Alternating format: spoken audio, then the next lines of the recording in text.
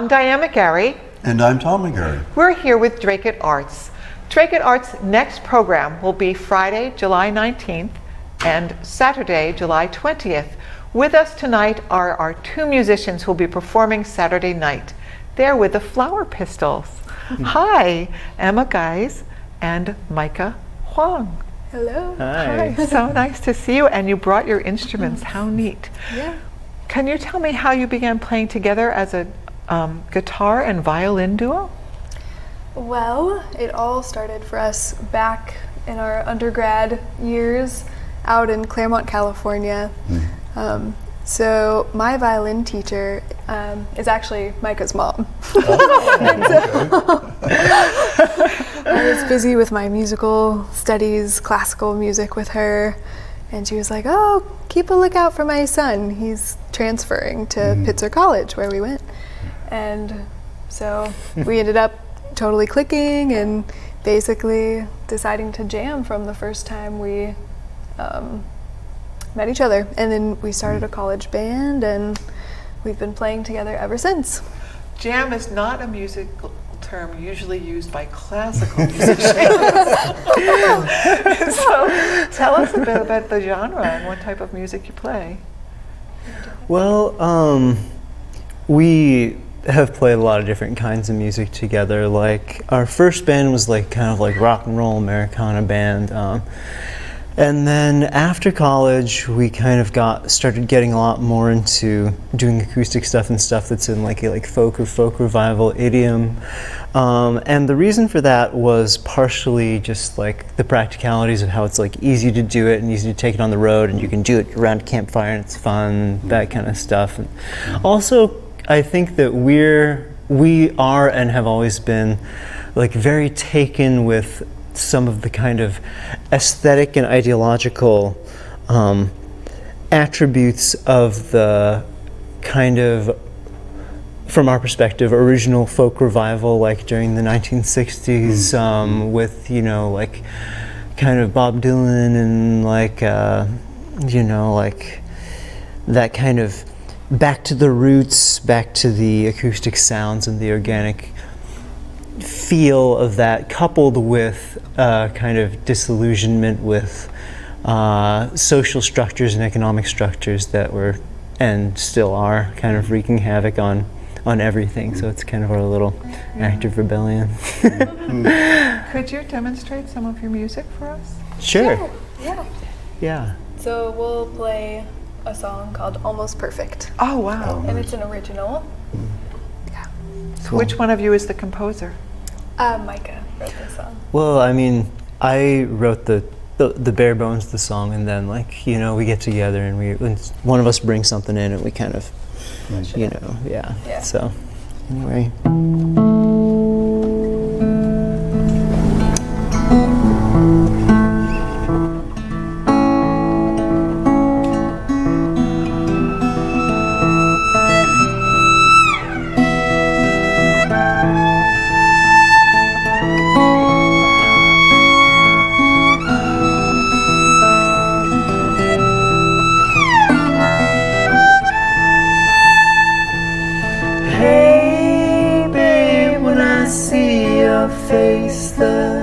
Big wheels turn and fall back in place. Well, hey babe, when I see your face, the big wheels turn and fall back in place. And it's almost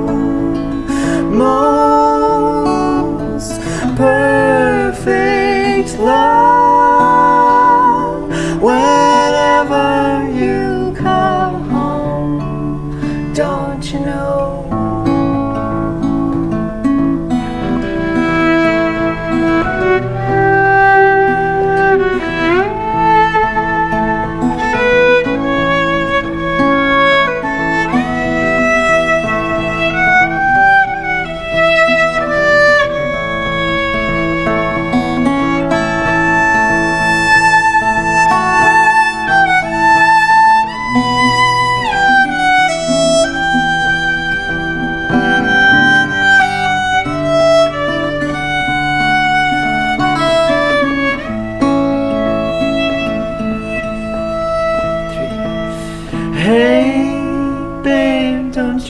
understand? I serve the master who has no plan. Hey babe, don't you understand? I serve the master who has no plan. And it's just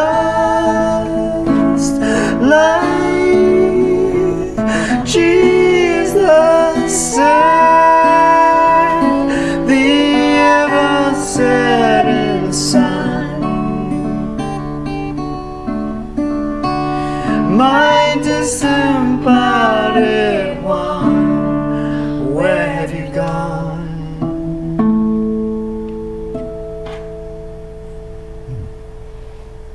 This is a little taste. That is so cool. Really beautiful. Wow. So I've been dying to ask, why the Flower Pistils? Where did you get the name, or why did you pick it? So I think part of it is, like Micha said, referencing back to the 60s and kind of the idea of placing that flower in the pistol. Yeah. Acts of rebellion that are through love and instead of through violence. Yeah. I feel like, for full disclosure, with the kind of connection to the 60s thing, which is honestly like that's before our parents' generation, you know, slightly. For me personally, it's because my like mentor in music and in life growing up, which is also back in California, was John York. I have to give a big shout out to John York, and he's an amazing guitar player who like played like in like bands like the Byrds and the Mamas and the Papas and stuff, and he plays a lot of Dylan and kind of, you know, and recently actually he's had a big career revival, so you can catch him like out in LA if you're ever out there. He's playing all the time, but I feel like just being in proximity to somebody who was so in that and still believed in that, you know, after all those years, and who is so obviously nourished by that energy of the music and nourished by the vibrations of the acoustic instruments and stuff. For me, it's just like, well, that works. It does. It works beautifully, and your voices blend together they do. so So nice. nicely. Oh, thanks. It's great. Thank you. Wow. It's a real treat for me to be so close to the musicians and the instruments, and to see the handwork and to just feel the vibration right up close. It's really great. So thank you both. That's awesome.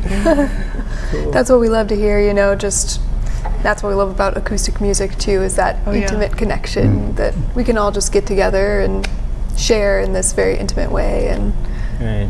you know, just feel something on the same level. Well, it's healing. Yeah. Right. Exactly. Absolutely. I'm a therapeutic musician, so I use sound to help people feel better. And whenever you have acoustic instruments doing that, it makes such a big difference. Yeah. Wow. Yeah. Yeah. That's amazing. I just sing, but so I'm my instrument, but the vibrations of sound, people forget how dynamic that is. Wow. Yeah. Just the, yeah.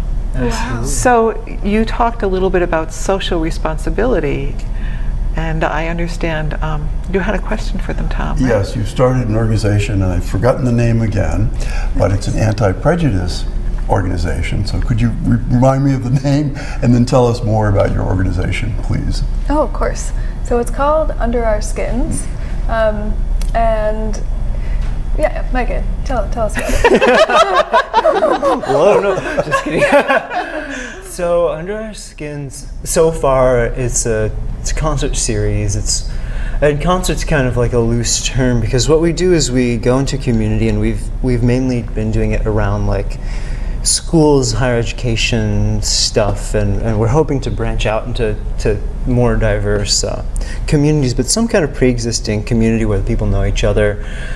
But whenever you have like a diverse community in terms of whatever details of just what kind of differentiates people's experience, there's aspects that are very visible of people's personalities, and those I feel like tend to be the ones that are kind of like this common denominator. And then there's also some aspects that are visible that are the ones that are privileged by whatever kinds of social conventions are informing that community and the way that they're interacting in like a space. If it's like a workspace or a school space, there's certain things that it's just like, oh, like, you know, so you know, you hear a lot in higher education stuff about, you know, there's these dialogues of like race and gender and sexuality and stuff that are pretty rigid, honestly, the way that they're manifested, and Sure. and there's a lot of things in those rigid conceptions that do resonate with people's experience, but there's also a lot of experience that falls through the cracks. And the thing that we decided to do with Under Our Skins was to go into those communities and find people who really had something to say that they felt like they wanted people to know about their experience, that was not something that people would be able to like know or assume based on the normalized or kind of like prefab narratives of like who these people are based on their appearance or what they Or the appear to- perception. Right, right. So, and in order to soften the blow of like kind of bringing some of this stuff kind of out of the darkness, and there's generally a lot of passion, you know, like about like this is like who I am, and like people are silencing this or whatever, and to kind of soften the blow, and also to kind of help the emotional content be felt rather than just perceived and reacted to. We came up with this protocol of music, which working with a bunch of musicians who are kind of composer, improviser players, which we've been so lucky to work with so many amazing players on these projects. But working with these groups and ensembles that we've assembled, we would come up with music that was partially composed, kind of co-composed with the speakers, depending on like what the content of their spoken piece was, and partially improvised to stay with them and keep it really real in the space. And we would come up with like a kind of musical underscore, and then we would do a concert that was like several speakers with musical underscores. And we've done that out at the Claremont colleges, where we did our undergrad, and we did it at NEC, and we did New it England Conservatory. Yeah, New England Conservatory. I'm not an acronym person. Yeah. So yeah, and you know, that's just a couple of the And Tufts and University. Tufts, right? Right now we're branching out to high schools and other places. So do you find that people are able to see each other and have more openness when there's music flowing through it, as opposed to the rigidity and really the fear that people get when they're confronted with something they're not used to? I think so, absolutely. I think the music really helps, and the performance itself helps. So putting them up on a stage, basically says, we honor this. This is an experience that we're going to share, and yeah, the music absolutely carries that. It lifts it up to art, as opposed to just a conversation. That You know, So like how- when you No. when you watch a movie with no music, it's like much more pedestrian. And then you watch it with music, and it's this whole experience that like grips you. And we've kind of found that like some of these things, like when somebody just says them, it's just like, oh, this is just a person saying something that they are often upset about.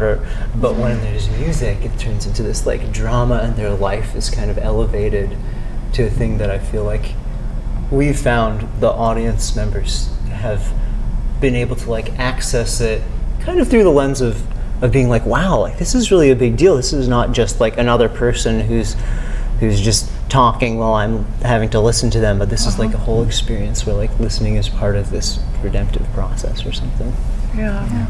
I'm sure the warmth and acceptance that you bring to it is permeating that music and that sound too, which helps.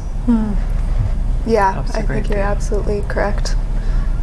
Yeah, I'm just so curious about your work. I just want to ask you about it. I'm like,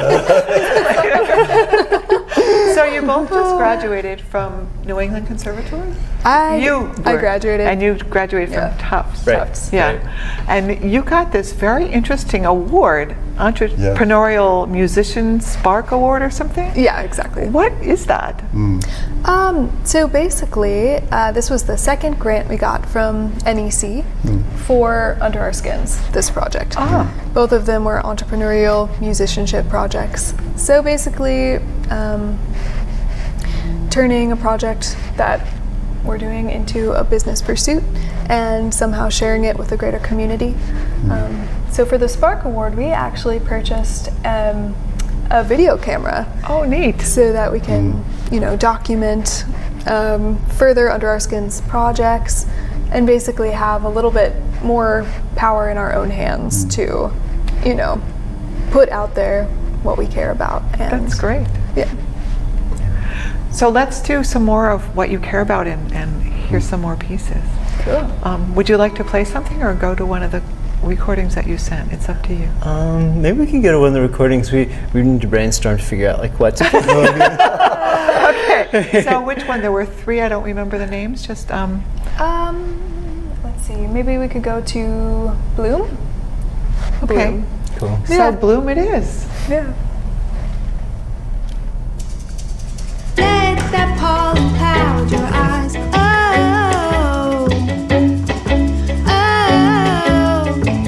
Won't you bloom today? Let it fall, that harsh disguise.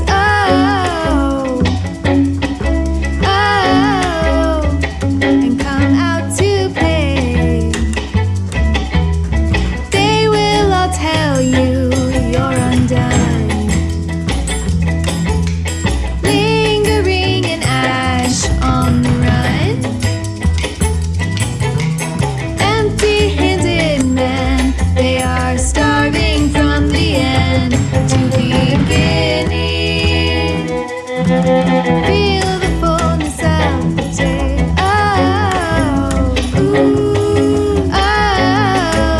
And let it pull you on.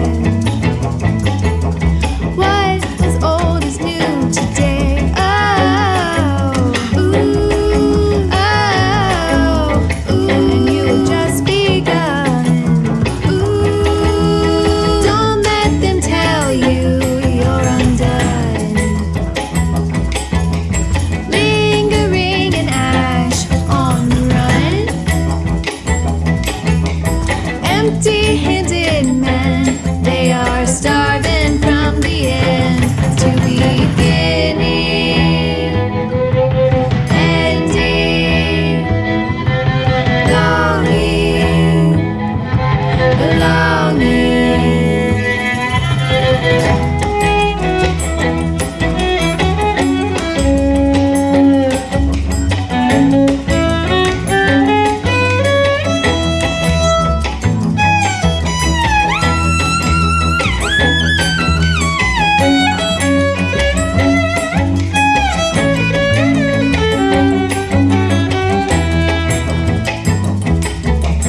I know of the well which you crave. Violent is the path we have paved. I know of the gold that is dripping from your soul and is undying, dying, longing, belonging.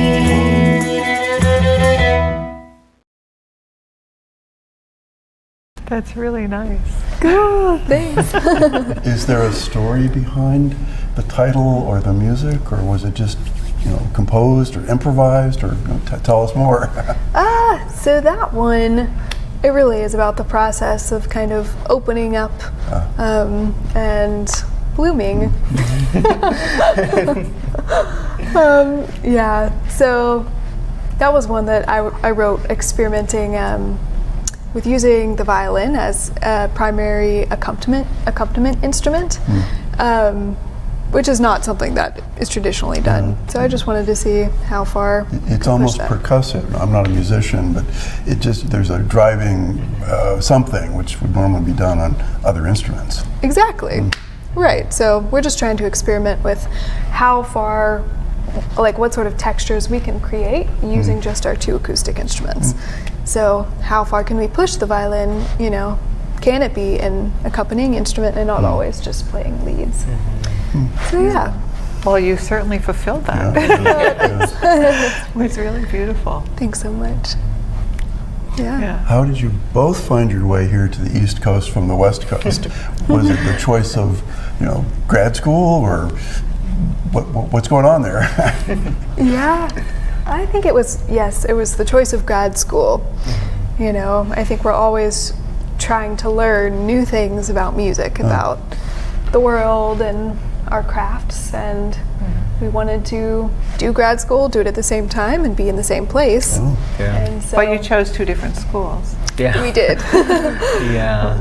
So it just turned out that Tufts and NEC were the right choices for us, and it worked out that we came to Boston. Yeah. Yeah. Were there particular strengths of the schools that attracted you to the different curriculum or the teachers there or programs? So I just finished my master's in contemporary improvisation, and so NEC is really one of, I think, 2 schools that has a department like that. Yeah. So that's why I went there.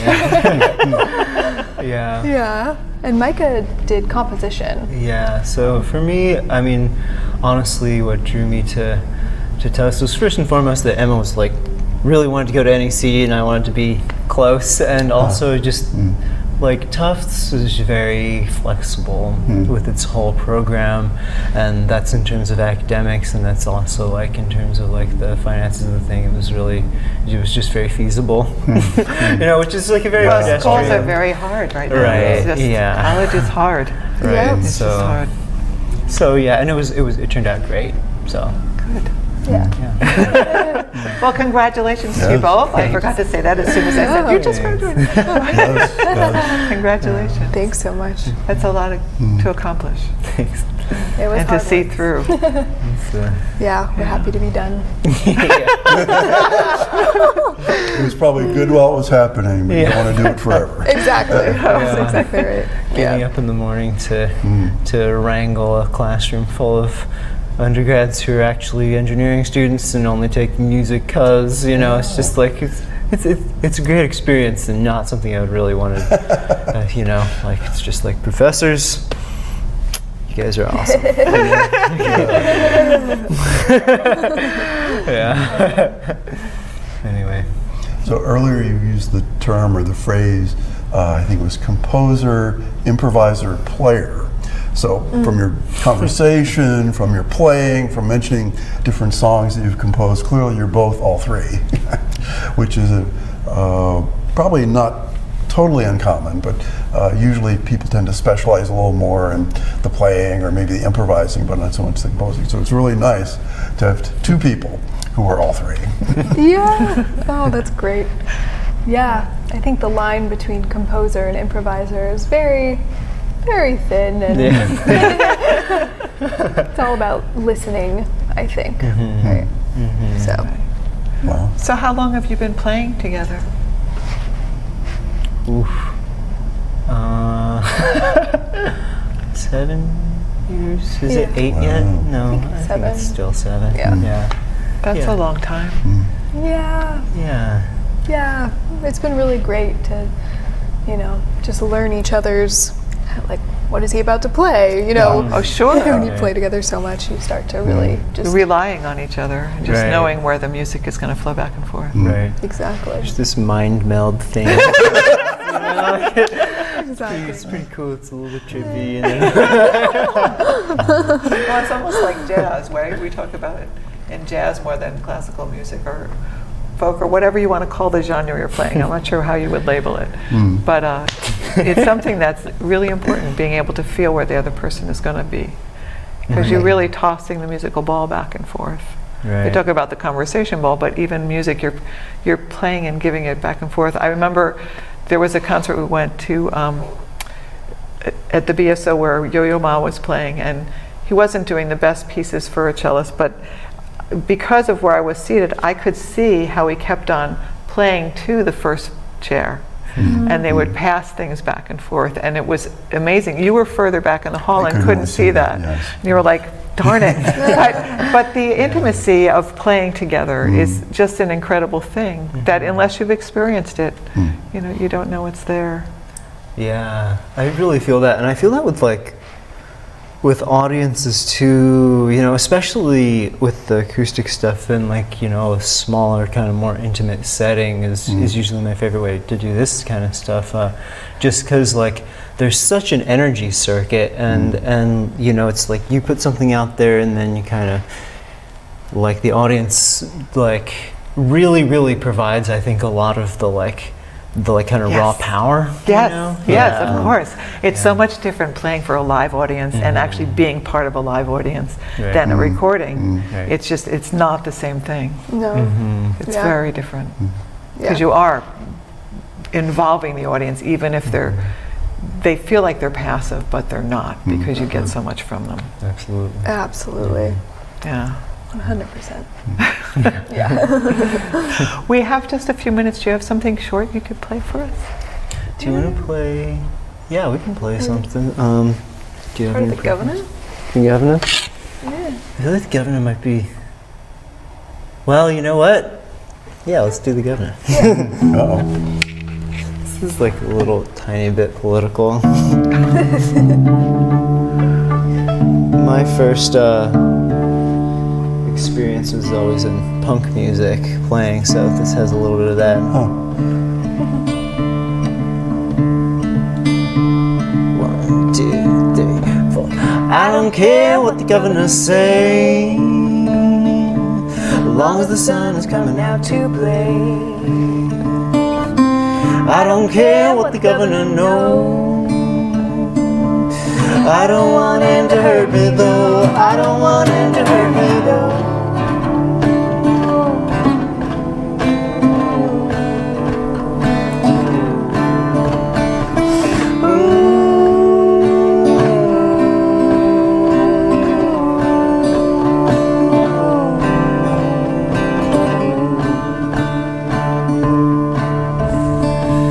Governor, don't you look at me that way.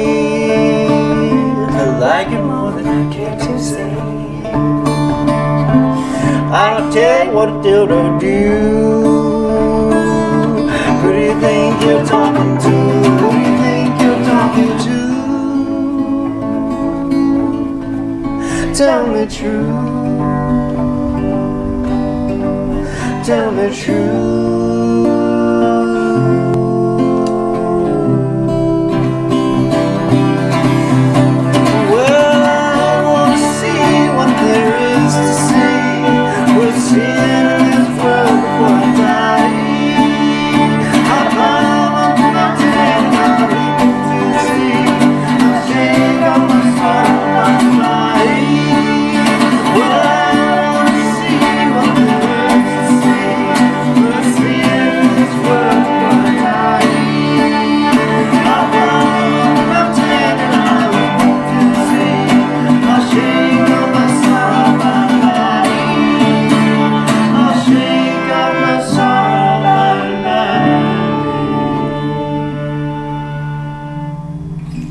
Wow. That is great. That is great. So we're out of time. So please, on Saturday, July 20th at 7 o'clock, come and see the Flower Pistils. We have an art show on Friday, July 19th from 4 to 9 with the artist reception from 7 to 9. Donna Berger is our painter. On Saturday, Dale T. Phillips will be back at 4:30. He's our author. The art show starts again at 1 until 6, and at 7 o'clock, come and see these guys. Hey, Looking forward to it. Great, me Yeah, we too. can't thank wait. you so much. That's wonderful. Thank you guys so much. very much. It's great to be here.